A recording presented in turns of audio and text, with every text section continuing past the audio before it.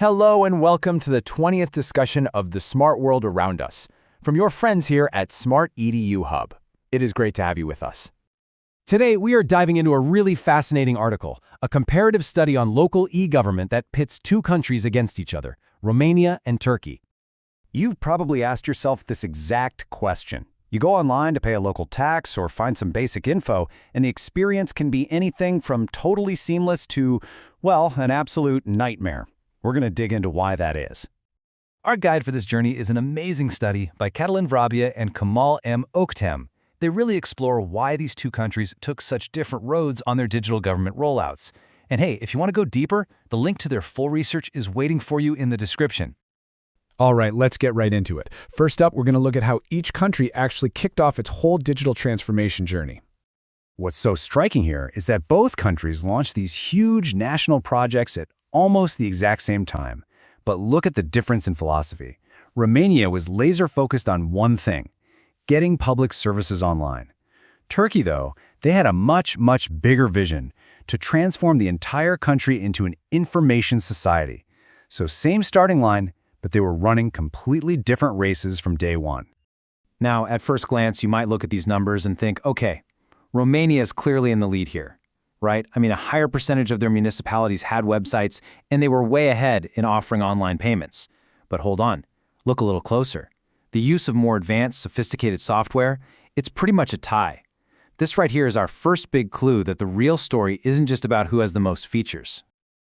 So, to really get what those numbers mean, we've got to look at the realities on the ground, the resources, the people, the challenges that shaped each country's path. Because these statistics, they don't just exist in a vacuum. In Romania, a survey of local governments uncovered a really critical weakness. The vast majority, we're talking over 80%, had IT departments that were just tiny, with most teams having 6 people or fewer. Trying to build and maintain a complex digital infrastructure was, let's be honest, a massive uphill battle from the very beginning. And this number just drives that point home. It points to a huge resource gap. The public sector in Romania only accounted for a quarter of the country's total IT investment. You've got the private sector gobbling up all the tech talent and money, leaving public services with a much smaller piece of the pie. Now, let's switch gears and look at Turkey. They were facing a totally different and, you could argue, a more fundamental problem: a massive digital literacy gap. Think about that. 92% of the population had no formal IT education. You could build the greatest website in the world, but it would be completely useless if people didn't know how to use it. And Turkey's response to this was bold. It was decisive. They quadrupled public investment in information and communication technology. And this is the key part. They poured a huge chunk of that money directly into education. They knew they had to build the user base first. Okay, so we've got two very different strategies, each born from a unique set of challenges. So how did this all play out in the real world? Let's take a look by zooming in on the municipal websites of 4 major cities. The researchers scored these websites on things like transparency, features, and communication. And Romania's capital, Bucharest, did incredibly well, scoring a 4.7. In fact, at the time, its website was ranked 19th in all of Europe. That's a seriously impressive technical achievement. The Turkish cities, on the other hand, scored quite a bit lower. By these metrics, their websites were just less developed. They didn't have as many of those advanced features the researchers were looking for. So, case closed, right? Romania wins? Well, not so fast. This quote from the study about Constanța, a major tourist destination on the Black Sea, is just so revealing. The website might have been technically great, but it completely failed to serve one of its most important audiences. It didn't promote tourism. It was a powerful tool that was built without the user ever being considered. And this brings us right to the core mystery of the whole thing. If the Turkish website scored lower on technical features, why on earth did the study find that citizens in Turkey were actually using their local government sites more than people in Romania? The answer, it turns out, is all about strategy. Turkey's success came from its deliberate, step-by-step, bottom-up approach. You see the sequence here. They built the foundation first, the infrastructure, the laws, the standards.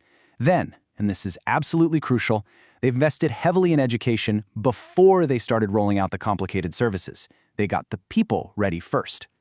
Romania did the complete opposite. It was a classic top-down approach. They jumped straight into building ambitious, feature-packed projects right from the start. It's like building a futuristic smart home with all the bells and whistles for people who have never even used a light switch. The technology was there, but the engagement just wasn't. And that, right there, is the big takeaway from this entire comparison.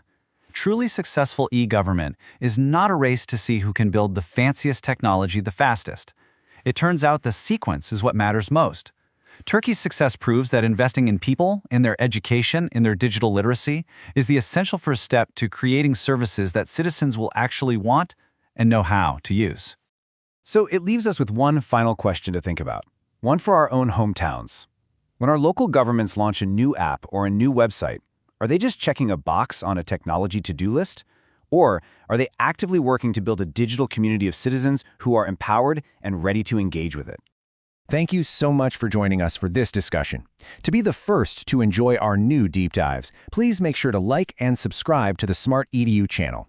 And remember, the link to the full article we talked about today can be found right there in the description below. We'll see you next time.